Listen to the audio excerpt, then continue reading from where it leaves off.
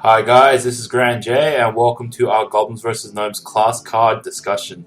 I'm joined by Mr. Bodes and Gino. This time we'll be covering Druid. First card, Anodized Robocub. It's okay. I don't think it's that great, honestly. Okay. It's pretty good in token.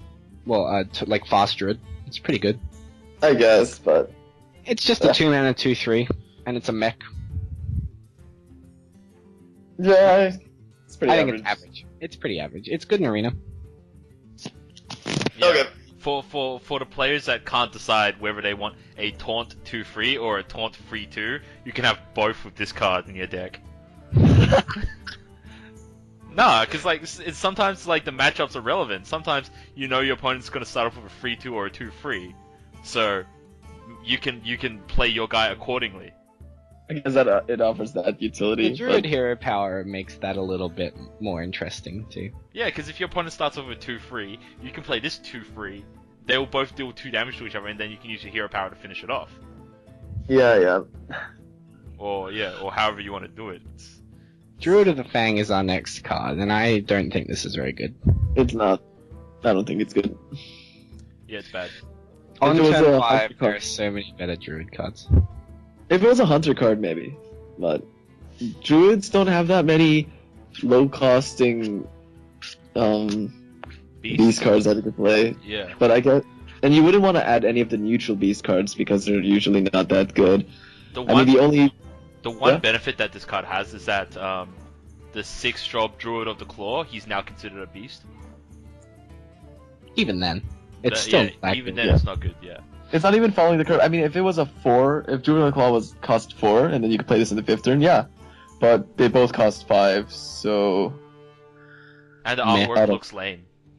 it actually does. The artwork looks like something that should not be said, but there are lots of funny pictures with it.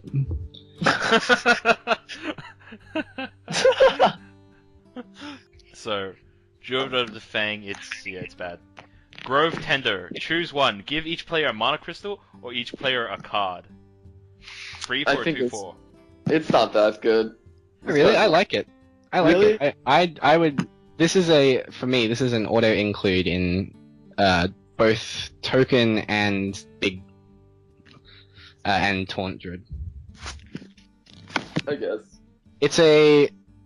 I think it's better than the alternatives for what Druid can do on 3 mana, which is not a lot. Druid's always been a class that's had to take advantage of neutral 3-drops, and I think the ability to draw cards in the late game while playing a body or to ramp yourself with giving mana crystals is really strong. And if you think about it, giving each player a mana crystal on turn 3, if you're playing against aggro, doesn't particularly matter. It gets you a turn closer to stuff like Sludge Belcher, and it gets them nowhere, basically. It doesn't really... Do you ever use the draw card? Yeah. Yeah, you do it later on when you need to cycle. Yeah, it's good for cycle, and it's not even that bad early game, either. Playing against aggro, playing against control in the control versus control mirror, both drawing a card really doesn't matter. It's good. The 2/4 on it for 3 is really good. It competes with the Keeper of the Groove, and I would definitely play this card in any Druid deck I play. The Keeper of the Groove. The Bro, Keeper of the Groove. The one that does silence and 2 damage. Also, Yeah. Grove Tender actually has my favorite. It says my favorite thing. I really like the little throwback to Warcraft, because it's a minion that you would summon in Warcraft 3, and it's a character, and it says the great outdoors, and that's very Oh, nostalgic. the Dryad, Oh, right? yeah. The great outdoors. Oh, the great outdoors! Not as good as Toast. Hey, This guy's toast. alright, and I think this card's good in arena too. It's good one. Let's go. I also think it's good in the deck out deck Druid deck as well. It's pretty cool. Yeah. Have you been playing against those? I've played against one deck out Druid deck.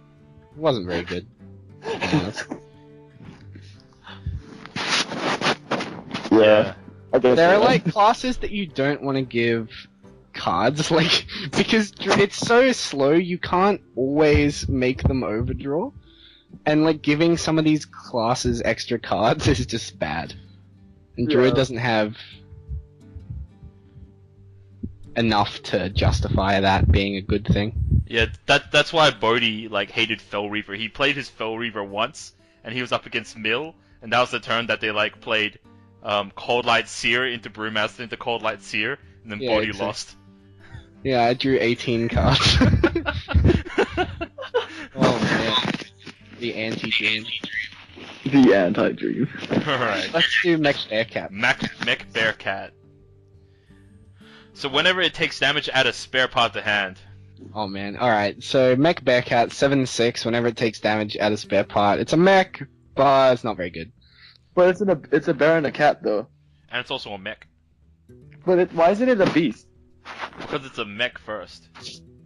It's a mech yeah. before it's a Bearcat. It is my dream that one day they'll give cards multiple types. If this was a mech and a beast, like, it would be pretty... That almost makes cards really good. And I don't think this card's very strong. However, in Arena, this card is really good. It trades with it's Boulder Fist Ogre. Class card, which is pretty good. But it could get Big Game Hunter. Yeah, that's why I don't think it's very good in Constructed at all. Yeah. Things like Execute don't proc its ability, and spare parts aren't a worthy reason to have this Yeah. card. Especially in Druid that doesn't really have a big way to capitalize on having spare parts. Yeah. Recycle. And Interesting card. What do you guys think? I was talking about this the other day, and I reckon they should have just named this card Garbage instead of Recycle. Yeah, this card... Oh man. Like... It's like sap, an overglorified sap. It's I don't know. it's stuck between being a bad sap and a bad assassinate. Like, it's worse than those two cards. Literally, the only benefit that this card gives over, like, a card that just kills a dude is that it doesn't trigger off death rattles. That's the only benefit. That's true. However, I don't think this is worthy of a spot in a Druid deck. Because the big problem with Druid, though, is that, like, they don't really have a lot of tempo controlling cards, and Recycle doesn't give a lot of value for 6 mana. Too expensive. Like, you can't do this on turn 6 and hope to still maintain value. You can barely do it on turn 10. Yeah. Playing this and then playing Yeti, I mean, your opponent has 10 mana as well, like they can Ragnaros, so they can, play 2 5-drops. It's like... This card is just not good enough. I think it's strictly worse than Assassinate, and I wouldn't play Assassinate in rogue decks. I almost would. I, almost would play Assassinate, and I would definitely not play Recycle. If you would play Assassinate though, you only run one of them, right? You wouldn't Yeah. run two. Yeah. It's hard to find even room for one. Yeah. Okay, next card. Dark Whispers. Did they spell Whispers wrong? They spelled it with Wisp, not with a H. I just noticed that. Hold on, I is can see Wisp... what they did. Is Like, Wisp... Whisper No, has a Wisp H. is spelled... Wisp, it's because Wisp, W-I-S-P. Yeah, like, Whispers is spelled with a H, but Whispers is a play on words because it summons Wisps. Yeah. Yeah. So they've spelt it as in the way you spell the 0-mana 1/1 Wisp. Yeah. This card sucks. This card is terrible. It's so bad. What do you do with 5/1 5/1/1s? You do nothing. You just lose. Like, if my opponent played this card against me, I would be like, okay, whatever. I so don't care. Like, I played Sludge Belcher, now what? It's like, you played Savage Roar and you had to trade in 3 of these just to kill a Sludge No, Belcher. you do Dark Whisper and you do 2 Call of the Wilds. Yeah, okay. Yeah, you go Dark Whisper, Power of the Wild, so you summon 5 3/3s for 10 mana. You know what's better? You could summon 4 3/3s for 10 mana and a 2/5 if you're playing Paladin. Or you know what's better? If you play Power of the Wild, get the free 2, and then play Dark Whispers, make it +5/+5. Oh, and then you play your other Power of the Wild to give that one +1. So instead, you've got a 9/8 Panther instead of 5 3/3s. Ah, this card sucks. Next. It would have been good if the Wisps had charge on them. Yeah. But the fact that I would yeah, if they had charge, it would be better than Force of Nature. Yep. You just do this and what do you call it? If this would be Savage better Roar. than this would be a better Force of Nature Savage Roar combo because you would be doing 18 instead of 14. yeah. Yep. But yeah, it's so bad. And it's like the Wisps don't have like even like a bonus effect. Like they don't have like some sort of effect that they can activate that's wispy and shit. It's not like they Yeah. heal or anything. But yeah, it's bad. Tree of Life. Restore all characters to full health.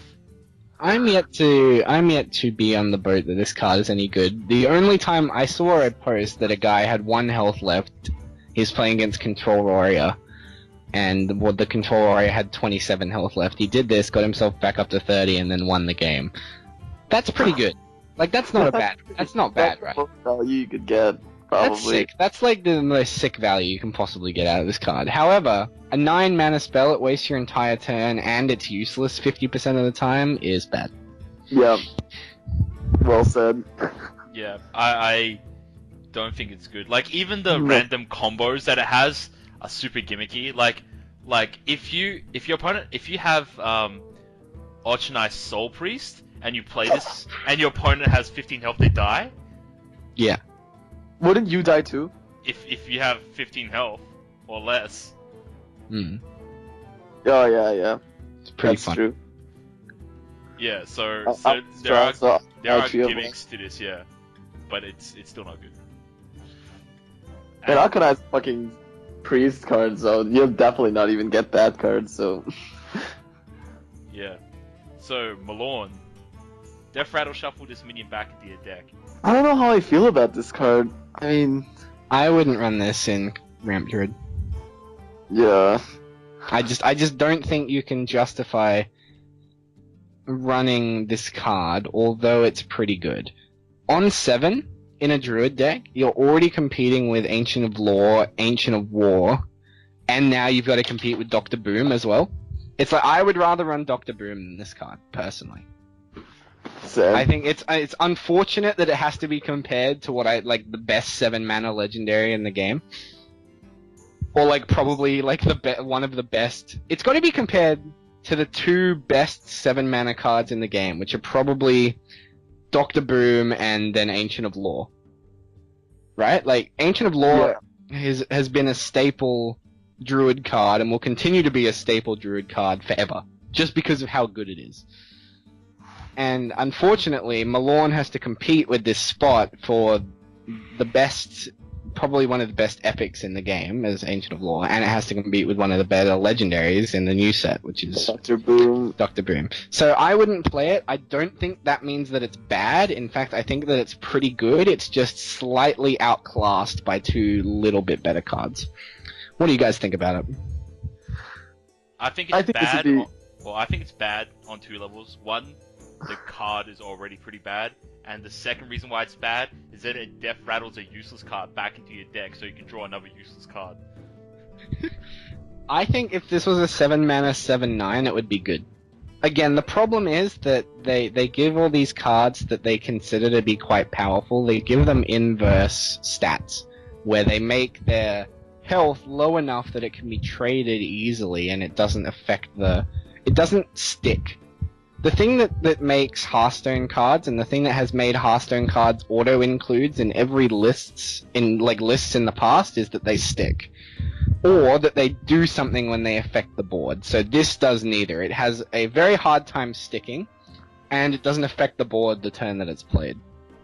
So I just think it gets slightly outclassed by what's available to Druid already on turn 7. Yeah, there's so many. I mean, maybe for a different class, it might be slightly viable, but for a druid, definitely not because it's Ancient of Lore. But I could see Malorn being useful in. I mean, would you pick him in Arena? Like, Yeah. you think he would be a good card? It'd be good in Arena, sure. Yeah. Yeah, well, it depends on what other legendaries he's sitting next to. Don't forget he'd have to be sitting next to 2 other legendaries. That's true. I mean, if that's- imagine that's if you pick this or Cenarius, you'd pick Cenarius every time. Yeah. Yeah. If he at least had Taunt, Yeah. that would at least make it alright. But he doesn't even have Taunt, so it's like... It's average in Arena, and I think it's average in Constructed. There are better choices for both. Yeah. I think it's worse below average in constructed, average in arena. I mean, as you said, there's so many different cards you could replace it with. I don't know. I can't justify putting in the deck. It's Yeah. basically 800 dust. 400 dust. Is it 400? Oh, fuck. It is 400 dust. Oh, man. It's so bad. Or if you're lucky enough to get a gold one, you can straight away trade it for a better legendary like Dr. Boom. Dr. Boom's such an awesome card. Thanks for watching, guys. Click on one of the links to check out our other class card discussions. Also, check out our website at www.thetavern.net.au. Thanks a lot, and I'll catch you guys later.